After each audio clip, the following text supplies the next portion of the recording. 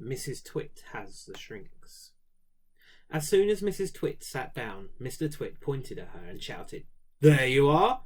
You're sitting in your old chair and you've shrunk so much your feet aren't even touching the ground." Mrs Twit looked down at her feet, and by golly the man was right. Her feet were not touching the ground. Mr Twit, you see, had been just as clever with the chair as he'd been with the walking stick. Every night, when he had gone downstairs and stuck a little extra bit on the sticks, he had done the same to the 4 legs of Mrs Twit's chair. "Just look at you sitting there in your same old chair," he cried, "and you've shrunk so much your feet are dangling in the air." Mrs Twit went white with fear. "You've got the shrinks," cried Mr Twit, pointing a finger at her like a pistol. "You've got 'em bad. You've got the most terrible case of shrinks I've ever seen." Mrs Twit became so frightened she began to dribble, but Mr Twit, still remembering the worms in his spaghetti, didn't feel sorry for her at all. "I suppose you know what happens to you when you get the shrinks," he said. "What?" gasped Mrs Twit. "What happens?"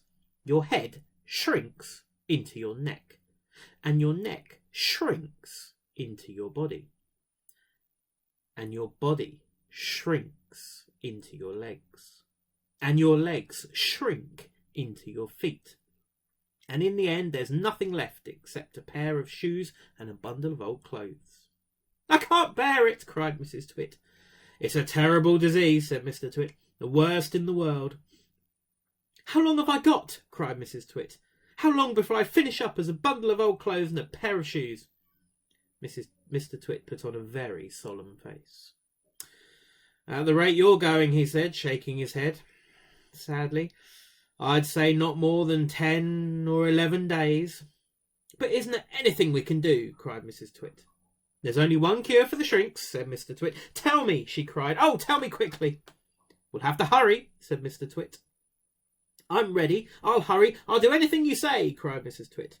"You won't last long if you don't," said Mr Twit, giving her another grisly grin. "What is it I must do?" cried Mrs Twit, clutching her cheeks. "You've got to be stretched," said Mr Twit. Mrs Twit gets a stretching. Mr Twit led Mrs Twit outdoors, where he had everything ready for the great stretching. He had 100 balloons and lots of string. He had a gas cylinder for filling the balloons. He had fixed an iron ring into the ground. "Stand here," he said, pointing to the iron ring. Then he tied Mrs Twit's ankle to the iron ring. When that was done, he began filling the balloons with gas. Each balloon was on a long string, and when it was filled with gas, it pulled on its string, trying to go up and up. Mr Twit tied the ends of the strings to the top half of Mrs Twit's body. Some he tied round her neck, some under her arms, some to her wrists, and some even to her hair.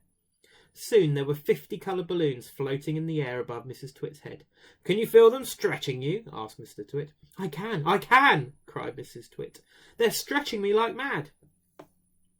He put on another 10 balloons. The upward pull became very strong. Mrs Twit was quite helpless now, with her feet tied to the ground and her arms pulled upwards by the balloons. She was unable to move.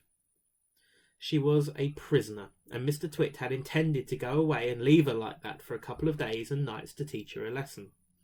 In fact, he was just about to leave when Mrs Twit opened her big mouth and said something silly. "Are you sure my feet are tied properly to the ground?" she gasped. "If those strings around my ankles break, it'll be goodbye for me." And that's what gave Mr Twit his second nasty idea.